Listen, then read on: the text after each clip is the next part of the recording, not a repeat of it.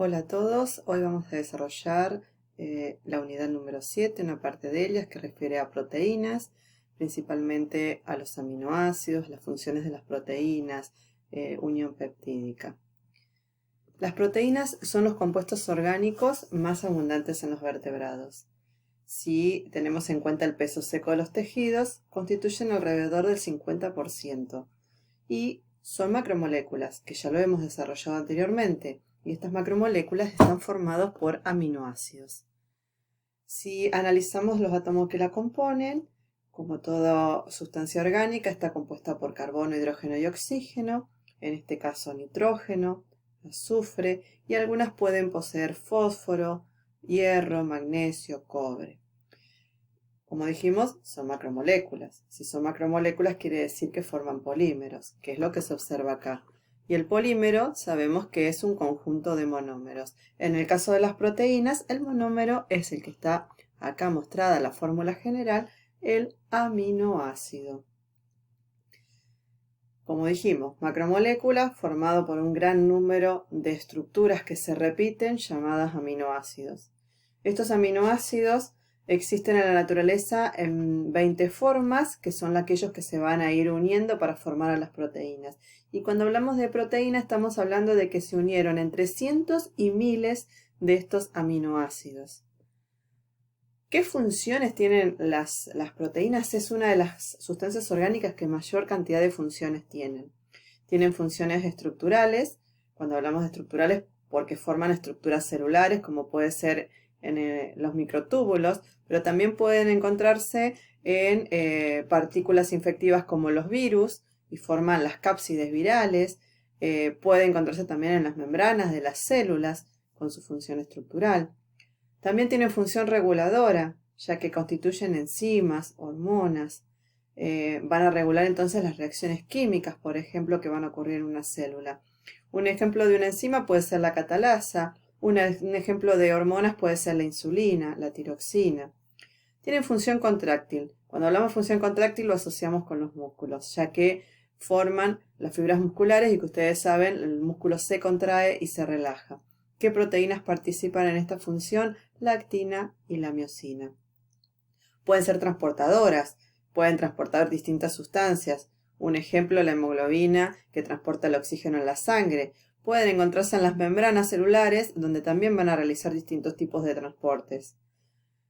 Tienen función defensiva, participan en la defensa del organismo ante entrada de cuerpos extraños. Estas pueden ser anticuerpos o inmunoglobulinas. Puede ser que formen el complemento, que es un conjunto de proteínas que actúan en cascada, que se encuentran en la sangre.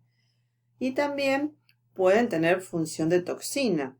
O sea, hay bacterias que elaboran toxinas, por ejemplo, y estas pueden ser la toxina botulínica, la toxina de la difteria, del tétano, por ejemplo. Y otra pregunta que nos podemos hacer es, nosotros estamos estudiando en esta carrera los animales, ¿de dónde obtienen o de dónde adquieren los animales las proteínas? Y ya hemos visto anteriormente el metabolismo de las células, vimos los tipos de nutrición, y podemos hablar que un animal puede obtener, por ejemplo, de la dieta, los aminoácidos. Estos son absorbidos, pasan a sangre y de ahí a las células, y las células con estos aminoácidos crean proteínas. También puede adquirir de la dieta las proteínas. Las proteínas se degradan en el aparato digestivo a aminoácidos, los cuales son absorbidos para ser utilizados y formar sus propias proteínas. En algunos casos, ellos pueden fabricar los propios aminoácidos y con esto sintetizar las proteínas, o proteínas que ya no son necesarias o que ya no cumplen su función, pueden ser degradadas dentro de la célula y estos aminoácidos volver a ser utilizados. Todo esto que yo hablé está relacionado con estas reacciones químicas que componen el metabolismo, que son el anabolismo, cuando construyo, por ejemplo, las proteínas a partir de un aminoácido, o el catabolismo, donde yo puedo degradar proteínas para obtener los aminoácidos que luego van a ser utilizados para sintetizar, por ejemplo, nuevas proteínas. Y habíamos dicho que las proteínas eran macromoléculas que están formadas por aminoácidos, entonces ahora vamos a analizar un aminoácido. El aminoácido es el monómero. Tiene la característica, como se lo ve en la fórmula general que está acá, de tener un grupo ácido carboxilo, un grupo básico o amino. Estos están unidos a un carbono alfa. Recuerden siempre que los carbonos tienen 4 valencias para completar. Entonces este carbono alfa va a estar unido a un hidrógeno y a una cadena lateral o grupo R. Volvemos a repasar con este esquema. Tenemos el carbono alfa con sus 4 valencias, una valencia unida al grupo carboxílico o ácido, otra valencia unida al grupo amino básico, un hidrógeno y el grupo radical o grupo R o cadena lateral. Ese grupo R es el que difiere o es diferente en cada uno de esos 20 aminoácidos que yo les nombré anteriormente. Entonces nos permite diferenciar a estos aminoácidos. Y en el grupo R va a residir la función de la proteína, porque justamente es la parte del aminoácido que cambia. Siempre se mantiene constante la parte que está esquematizada acá del grupo carboxilo, el grupo amino y el carbono alfa.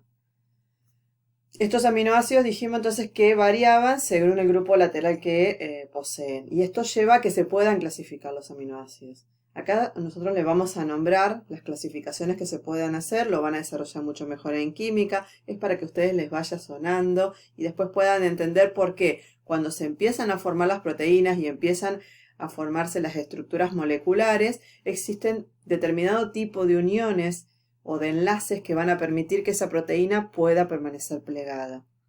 Cuando analizamos las cadenas laterales, se pueden clasificar de acuerdo a las características de ellas. Entonces podemos decir que hay aminoácidos alifáticos neutros que tienen cadenas no polares, aminoácidos alifáticos neutros pero que tienen cadena polar, otros que son aminoácidos neutros aromáticos, otros que tienen azufre, otros que son ácidos porque tienen, además del grupo carboxilo de la función que le da el nombre aminoácido, tienen otro grupo carboxilo más.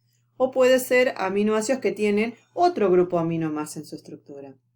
O clasificarlo más sencillo a los aminoácidos, es decir, bueno, son algunos polares porque el grupo R es polar afín al agua, o son apolares porque el grupo R es hidrofóbico.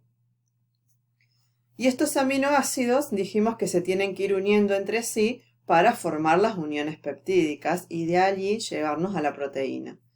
Entonces, ¿qué es la unión peptídica? Es la unión de dos aminoácidos. ¿Cómo se da esta unión? Son enlaces covalentes, enlaces muy fuertes, y va a ocurrir entre el grupo carboxilo de un aminoácido y el nitrógeno del grupo amino del otro aminoácido. Se produce con pérdida de agua porque es una síntesis por deshidratación, y la unión de estos dos primeros aminoácidos se denomina dipéptido. Acá tenemos entonces un aminoácido, un segundo aminoácido que se van a interrelacionar, se va a perder una molécula de agua y me va a quedar formado un dipéptido. ¿Cómo es la unión peptídica? Interviene el grupo carboxilo del primer aminoácido, que va a aportar un grupo oxidrilo. El grupo amino del segundo aminoácido, que aporta un hidrógeno. El oxidrilo del carboxilo con el hidrógeno del amino forma agua.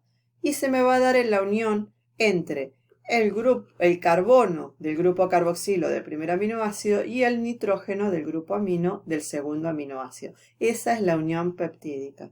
Entonces, por cada unión peptídica que se dé, se va perdiendo agua.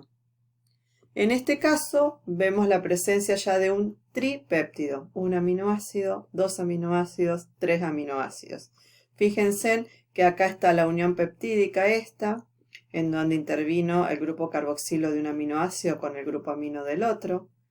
Acá hay otra unión peptídica, tenemos el grupo carboxilo de un aminoácido con el grupo amino de otro aminoácido.